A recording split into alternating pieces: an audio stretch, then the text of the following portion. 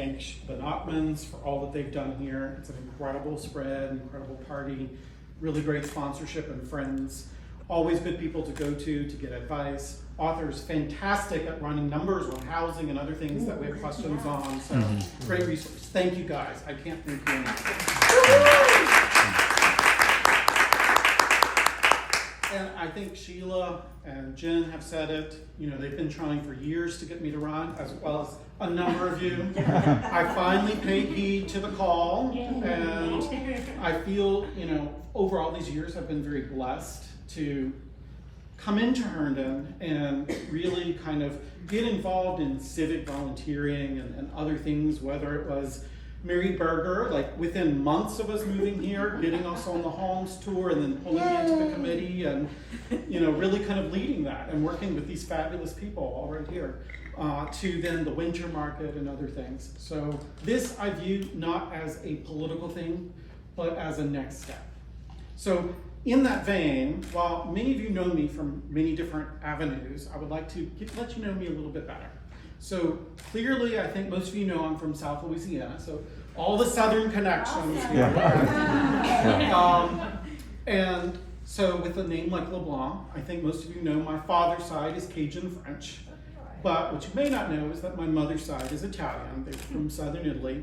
And her grandparents left when Mussolini and the fascists were taking power because they disagreed with those politics and they wanted a freer state, moved to the United States in New Orleans, where we like to say we are not a melting pot, we're actually a gumbo because each culture can retain its own identity and create something wholly new that's bigger and better. So that's, you know, I view as what mission I've been born with, right? That community can embrace lots of diversity in culture. But anyway, so a story from my childhood. My great-grandfather, I used to, when they first came, again, they sold everything to come here. So they opened an Italian grocery store and a barber shop right next to one another. And I would come after school, or even younger than that, maybe even Robin's age, and sit there on a stoop as he would sit in the barber shop and he would take these strings and he would weave them together as members of the community would come in and just talk to him, get advice. They would ask about things going on in the community and maybe what they should do or how they should do something, whether it's a loan or whatever. And so he would weave those strings into these nets. And these were shrimping nets. Okay, I took the casters off. He used to make those as well. But this is over 75 years old. Wow. So we can see that just like individuals who are like the individual strings, if you throw that out, occasionally you might catch a crawfish or a crab or a fish, but you're not going to bring in something that's a big haul. But when you weave members of the community together, it can stand the test of time, and you can bring in a bounty from the future. So that story has resonated with me, and I take that today, and I look at, again, many of you know me from more of my volunteer, winter market, those sorts of things, and I have been here for Herndon when it comes to the cultural enrichment of our community.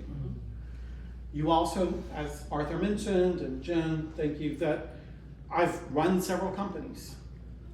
They've been very successful in growing them. They've been focused in government healthcare. Met with Undersecretary of CMS a month ago to focus on health equity in the nation.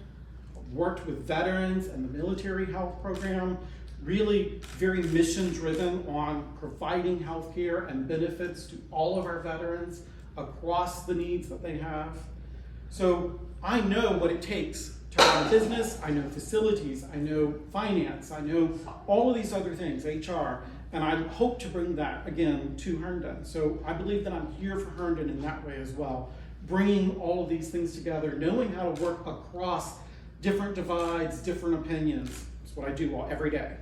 I work with small businesses, helping them to grow. So I believe that I'm a business leader, not just of my own businesses, but of the other businesses in Herndon. So I really want to be here for Herndon for the small business connections and growth. We really need that entrepreneurial spirit within the town. I also feel like I've been kind of groomed for government my entire life. My parents, my father worked for LSU, my mother worked for the ARC, actually created the ARC in Louisiana, and then went into housing and urban development, creating housing for affordable housing, especially for the underserved, like the handicapped. Also worked in health and hospitals in the state of Louisiana. I was the only student on the Board of Education when I was a student, and they never had one after me after I found a very large monetary discrepancy. And then, I worked since 5th grade, National Trust of Historic Preservation, had special dispensation to give lectures on antebellum culture and history. Went to Duke, focused in engineering, understanding transportation development, architecture, and building. And then, of course, come here and work with the federal government. So I understand what it takes to make government run. And so I'm here for Herndon to make the government run more efficiently, especially as we look forward to the future of our metro development, our downtown redevelopment, and really bringing all of these things together with arts programming and other cultural enrichment. So my ask today is, will you be here with me for Herndon? Yes.